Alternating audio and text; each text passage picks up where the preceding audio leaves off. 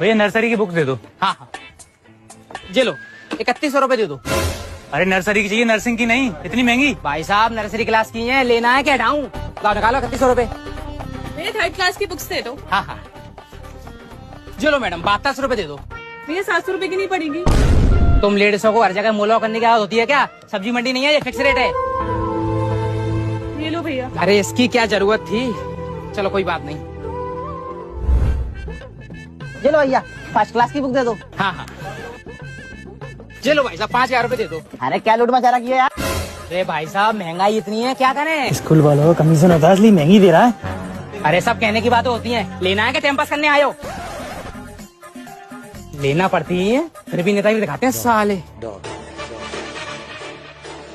अरे principal sir आप क्यों आ गए? मैं तो आने वाला। झनकार ये दुनिया है काला बाजार, ये पैसा बोलता है।